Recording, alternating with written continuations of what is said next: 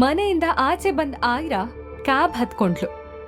Cab ಡ್ರೈವರ್ಗಂತೂ ಆಯ್ರಾ ಫೇಸ್ನ front mirror ಅಲ್ಲಿ ನೋಡ್ತಿದ್ದ ಹಾಗೆ ಆಕಾಶದಲ್ಲಿ ಹುಟ್ಟಬೇಕಾಗಿದ್ದ ಚಂದ್ರ ತನ್ನ ಕಾರಲ್ಲೇ ಬಂದಿದಾನೇನೋ, ಇವಳೇನಾದ್ರೂ ಹೀರೋಯಿನ್ ಇರ್ಬೋದಾ ಅಂತ ಅನಿಸ್ತು. ಡ್ರೈವರ್ ಕಾರ್ ಸ್ಟಾರ್ಟ್ ಮಾಡಿ ಅಲ್ಲಿಂದ ಸ್ವಲ್ಪ ಮುಂದೆ ಹೋಗೋವಾಗ್ಲೇ ಜೋರಾಗಿ ಸೌಂಡ್ ಮಾಡ್ತಾ ಒಂದು golden colour Ferrari car Suryaprakash ಬಂಗ್ಲೆನ ಎಂಟರ್ ಆಯ್ತು. ಕನ್ನಡಿಲಿ ಆ ಕಾರ್ನ ನೋಡಿ ಮುಂದೆ ಹೊರಟಿದ್ದ ಆಯ್ರಾ ಮುಖದ ಮೇಲೆ ಚಿಕ್ಕದಾಗಿ ಸ್ಮೈಲ್ ಮೂಡ್ತು. ಸೂರ್ಯಪ್ರಕಾಶ್ ಬಂಗ್ಲೆ ಮುಂದೆ ಬಂದು ನಿಂತ ಫೆರಾರಿ ಕಾರಿಂದ ಕೆಳಗಿಳ್ದೋನು ಅಕ್ಷತ್ ರಾವ್.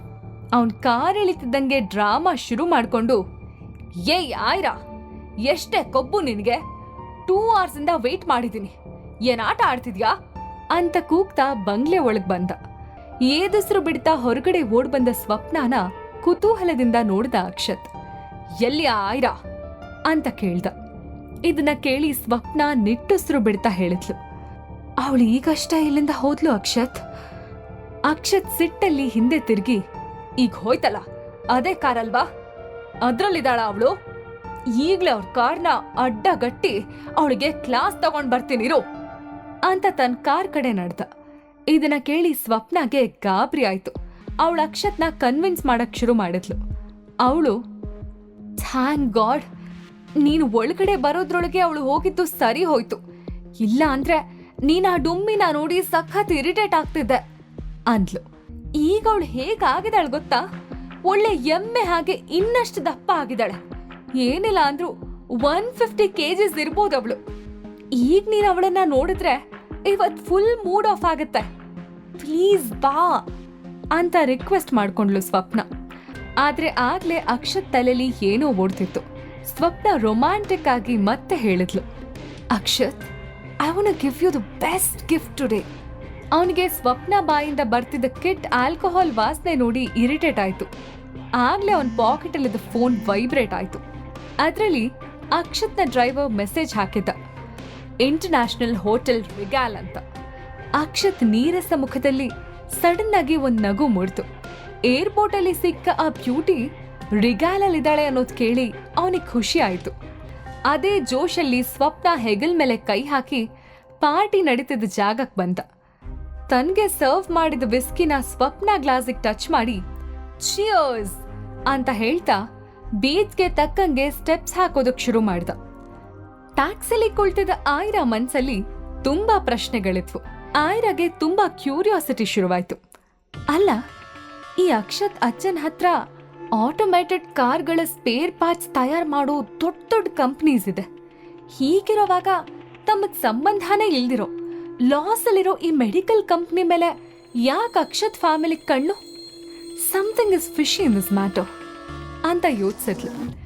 ದಾರಿ ಮಧ್ಯ ಅವಳಿಗೆ ಐಸ್ ಕ್ರೀಮ್ ಶಾಪ್ ಕಾಣಿಸ್ತು. ಸಿಹಿಗೆ ಚಾಕ್ಲೇಟ್ ಐಸ್ ಕ್ರೀಮ್ ಅಂದ್ರೆ ತುಂಬಾ ಇಷ್ಟ ಅಂತ ಅವಳು ಕೆಳಗಿಳಿದು ಪಾರ್ಸೆಲ್ ತಗೊಂಡ್ಲು.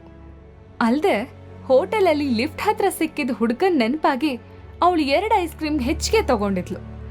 ಆಯ್ರಾ ವಾಪಸ್ ಹೋಟೆಲ್ ರಿಗಾಲಿಗೆ ಬಂದಾಗ ಕತ್ಲೆ ಆಗಿತ್ತು. ಪಾಪ ಸಿಹಿ ಒಬ್ಳೆ ಏನ್ ಮಾಡ್ತಿರ್ತಾಳೋ ಅನ್ಕೋತಾ ಅವಳು ಬೇಗ ಬೇಗ ಲಿಫ್ಟ್ ಕಡೆ ನಡೆದ್ಲು.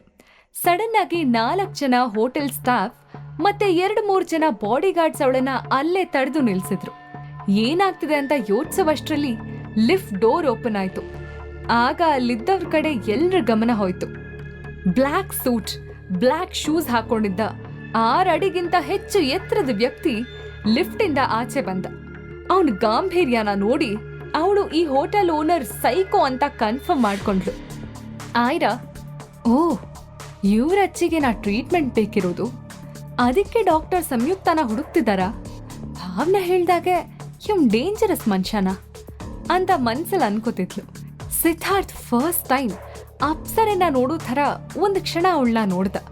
ನಂತರ ಡ್ಯಾಮ್ ಇಟ್, ನಂಗೇನಾಗಿದೆ, ನನ್ನ ಮಗನ್ ತಲೆ ಕೆಡ್ಸದ್ ಇವಳ ಮೇಲೆ ನನಗೆಂತ ಫೀಲಿಂಗ್ಸ್ ಛೇ ಅಂತ ಬೈಕೊಂಡು ನಂತರ ಆಯ್ರನ ಕೆಕ್ಕರಿಸಿ ನೋಡ್ತಾ ಸಿದ್ಧಾರ್ಥ್ ತನ್ನ ಉದ್ದ ಬೆರಳನ್ನ ಆಯ್ರಾಗ್ ತೋರಿಸಿ ವಾರ್ನ್ ಮಾಡೋ ಥರ ಹೇಳ್ದ, ಸ್ಟೇ ಅವೇ ಫ್ರಮ್ ಮೈ ಸನ್ ಅಂದ. ಅವಳು ರಿಪ್ಲೈ ಮಾಡಬೇಕು ಅನ್ನುವಷ್ಟರಲ್ಲಿ ಬಾಡಿ ಗಾರ್ಡ್ಸ್ ಅವಳ ಕೈಯಲ್ಲಿದ್ದ ಪಾರ್ಸಲ್ನ ಚೆಕ್ ಮಾಡಿ ಚಾಕ್ಲೇಟ್ ಐಸ್ ಕ್ರೀಮ್ನ ಕಿತ್ಕೊಂಡು ಹೋಗಿ ಡಸ್ಟ್ಬಿನ್ಗೆ ಹಾಕಿದ್ರು. ಸಿದ್ಧಾರ್ಥ್ ಅವಳ ಕಡೆ ಕೋಪದಲ್ಲಿ ನೋಡಿ ಹೊರಟೋದ. ಆಯ್ರಾನು ಸಿಟ್ಟಲ್ಲಿ, ಈ ಮನುಷ್ಯನ್ಗೇನಾಗಿದೆ, ನಾನೇನು ಮಾಡಿದೆ, ಬ್ಲಡಿ ಇಡಿಯಟ್ ಅಂತ ಜೋರಾಗಿ ಹೇಳ್ತಾ ಲಿಫ್ಟ್ ಹತ್ಕೊಂಡ್ಲು. ಅಷ್ಟರಲ್ಲೇ ಅದೇ ಲಿಫ್ಟಿಗೆ ಹತ್ಕೊಂಡು ಒಬ್ಬ ವ್ಯಕ್ತಿ ಇದನ್ನ ಕೇಳಿ, ಹಲೋ ಮಿಸ್, ಏನಂದ್ರಿ ನೀವು, ನಮ್ಮ ಅಣ್ಣನ ಬ್ಲಡಿ ಇಡಿಯಟ್ ಅಂದ್ರ ಅಂದ. ವಾಟ್? ಹಣೆ ಸಿಂಡ್ರಿಸಿ ಆಯ್ರಾ ಕೇಳಿದ್ಲು. ಅವನು, ನೋಡಿ ಮಿಸ್, ಇನ್ಫ್ಯಾಕ್ಟ್ ನಮ್ಮ ಅಣ್ಣನ್ಗೆ ಹುಡ್ಗಿರಂದ್ರೆ ಅಲರ್ಜಿ. ಆದ್ರೆ ನಿಮ್ಮಂಥ ಎಷ್ಟೋ ಹುಡ್ಗಿರು ಅವನನ್ನ ಇಂಪ್ರೆಸ್ ಮಾಡಕ್ ಟ್ರೈ ಮಾಡ್ತಾರೆ. ಅದಾಗಿಲ್ಲ ಅಂದಾಗ ಅವನ್ ಮುದ್ದು ಮಗ ರೋಹನ್ ಹಿಂದೆ ಬೀಳ್ತಾರೆ. ಅದಕ್ಕೆ ಅಣ್ಣಂಗೆ ಕೆಟ್ಟ ಕೋಪ ಬರುತ್ತೆ. ನೀವ್ ಯಾವತ್ತೂ ರೋಹನ್ ತಂಟೆಗೆ ಹೋಗ್ಬೇಡಿ ಅಂತ ಹೇಳ್ದ. ಇರಿಟೇಟ್ ಆದ ಆಯ್ರಾ, ಸ್ಟಾಪ್ ದಿಸ್ ನಾನ್ಸೆನ್ಸ್ ಅಂದ್ಲು. ಆ ಹುಡುಗ ಕ್ಯಾಶುವಲ್ ಆಗಿ, ನಿಮ್ಮಿಷ್ಟ, ಹೇಳೋದು ಹೇಳಿದೀನಿ ಅಂತ ಅಂದು ಹೆಡ್ಫೋನ್ಸ್ನ ಕಿವಿಗೆ ಹಾಕೊಂಡ. ಲಿಫ್ಟ್ 7th ಫ್ಲೋರ್ ರೀಚ್ ಆಯ್ತು. ಆಯ್ರಾ ಆ ಹುಡುಗನ್ ಕಡೆ ನೋಡ್ದೆ ಬೇಗ ಬೇಗ ತನ್ನ ಫ್ಲಾಟ್ ಕಡೆ ನಡೆದ್ಲು. ಈ ಕಡೆ ಡೋರ್ ಓಪನ್ ಮಾಡಿ ತನ್ನ ರೂಮ್ ಒಳಗಡೆ ಬಂದ ಆಯ್ರಾಗೆ ಅವಳ ಮನಸ್ಸಿನ ಕೋಪನ ಹೊರಗೆ ಹಾಕ್ಬೇಕು ಅನಿಸ್ತು. ಈ ಸಿದ್ಧಾರ್ಥ್ಗೆ ಚೆನ್ನಾಗಿ ಬೈಬೇಕು ಅನಿಸ್ತಿತ್ತು. ಸಿಹಿ ಇಲ್ವಲ್ಲ ಅನ್ನೋದು ಸಡನ್ ಆಗಿ ಫ್ಲಾಶ್ ಆಗಿ ಆ ವಿಷಯನ ಅಲ್ಲಿಗೆ ಬಿಟ್ಲು. ಬೆಡ್ರೂಮ್ ಡೋರ್ ಓಪನ್ ಮಾಡಿ ಒಳಗಡೆ ಹೋದ್ಲು. ಸಿಹಿ ಮಲ್ಕೊಂಡಿದ್ಲು. ಅವಳನ್ನ ನೋಡಿ ಆಯ್ರಾ ಮುಖದಲ್ಲಿ ಅದೇನೋ ನೆಮ್ಮದಿ ನಗು ಮೂಡ್ತು. ಎಷ್ಟೇ ಪ್ರಾಬ್ಲಮ್ಸ್ ಇದ್ರೂ ಮಗಳು ಮಾತ್ರ ರಾಣಿ ಆಗಿರ್ಬೇಕು ಅನ್ನೋದೇ ಅವಳ ಜೀವನದ ಉದ್ದೇಶ. ತುಂಬಾ ಸುಸ್ತಾಗಿದ್ದ ಆಯ್ರಾಗೆ ನಿದ್ದೆ ಮಾಡಿದ್ರೆ ಸಾಕು ಅನ್ನೋ ಹಾಗೆ ಅನ್ಸ್ತಿತ್ತು. ಬಟ್ ಅವಳಿಗೆ ಅವತ್ತಿನ ಇಮೇಲ್ ಚೆಕ್ ಮಾಡೋದು ಪೆಂಡಿಂಗ್ ಇತ್ತು. ಕೂಡ್ಲೆ ಬ್ಯಾಗಿಂದ ಲ್ಯಾಪ್ಟಾಪ್ ತೆಗೆದಾಗ ಫಸ್ಟ್ ಕಂಡಿದ್ದೆ message from mister Siddharth Bharadwaj. ಕುತೂಹಲದಿಂದ ಇಮೇಲ್ ಓಪನ್ ಮಾಡಿ ನೋಡಿದ್ಲು ಆಯ್ರಾ. ಡಾಕ್ಟರ್ ಸಂಯುಕ್ತ, ನಿಮ್ಮ ಅಪಾಯಿಂಟ್ಮೆಂಟ್ ನಮಗೆ ತುಂಬಾ ಮುಖ್ಯ. 80 ವರ್ಷದ ನಮ್ಮ ಅಜ್ಜಿಗೆ ನಿಮ್ ಥರ ಲ್ಯಾಟ್ರಲ್ ನೋಡ್ಸ್ ಅಲ್ಲಿ ಸ್ಪೆಷಲೈಸೇಷನ್ ಇರೋ ನ್ಯೂರೋ ಸರ್ಜನ್ ಅಗತ್ಯ ಇದೆ. ದಯವಿಟ್ಟು ಆದಷ್ಟು ಬೇಗ ನನ್ನ ಕಾಂಟ್ಯಾಕ್ಟ್ ನಂಬರ್ಗೆ ಕಾಲ್ ಮಾಡಿ ಅಂತ ಹೇಳಿ ಆ ಮೆಸೇಜ್ ಟೈಪ್ ಆಗಿತ್ತು. ಕೆಳಗಡೆ ನಂಬರ್ ಕೂಡ ಮೆನ್ಷನ್ ಆಗಿತ್ತು. ಏನೋ ಯೋಚನೆ ಮಾಡಿದ ಆಯ್ರಾ ಆ ಇಮೇಲ್ಗೆ ಏನೋ ರಿಪ್ಲೈ ಮಾಡಿ ಸೆಂಡ್ ಬಟನ್ ಕ್ಲಿಕ್ ಮಾಡಿದ್ಲು. ಅದಾದ್ಮೇಲೆ ಅವಳ ಮುಖದ ಮೇಲೆ ಬ್ಯೂಟಿಫುಲ್ ಸ್ಮೈಲ್ ಬಂತು. ಇತ್ತ ಹೋಟೆಲ್ ಗ್ರೌಂಡ್ ಫ್ಲೋರ್ ಅಲ್ಲಿ ಸಿದ್ಧಾರ್ಥ್ ಆಫೀಸ್ ರೂಮ್ ಇತ್ತು. ಅವನು ಹೋಟೆಲ್ ಅಲ್ಲಿ ಇದ್ದಾಗೆಲ್ಲ ಕೆಲಸ ಮಾಡೋದು ಅದೇ ರೂಮಲ್ಲಿ. ಡಾಕ್ಟರ್ ಸಂಯುಕ್ತ ಇಮೇಲ್ಗೆ 3 ದಿನದಿಂದ ವೇಟ್ ಮಾಡ್ತಿದ್ದ ಅವನು. ಆದ್ರೆ ಅವ್ರ ಕಡೆಯಿಂದ ಇನ್ನೂ ರಿಪ್ಲೈ ಬಂದಿರ್ಲಿಲ್ಲ. ಅದ್ರ ಬಗ್ಗೆ ಯೋಚಿಸ್ತಾ ಕೂತಿದ್ದ ಸಿದ್ಧಾರ್ಥ್ ಲ್ಯಾಪ್ಟಾಪ್ಗೆ ಟೆನ್ ಅಂತ ನೋಟಿಫಿಕೇಶನ್ ಬಂತು. ಇಮೇಲ್ ಓಪನ್ ಮಾಡಿದಾಗ ಡಾಕ್ಟರ್ ಸಂಯುಕ್ತ ಕಡೆಯಿಂದ ರಿಪ್ಲೈ ಬಂದಿತ್ತು. ಅವನ್ ಎಕ್ಸೈಟ್ಮೆಂಟ್ ಅಲ್ಲಿ ಓದಕ್ ಶುರು ಮಾಡ್ದ. ಅಷ್ಟರಲ್ಲಿ ಪ್ರೀತು ಅಲ್ಲಿಗೆ ಓಡ್ ಬಂದ. ಅವನ್ ಗಾಬ್ರಿಲಿ, ಅಣ್ಣ ಬೇಗ ಬಾ ಅಂದ.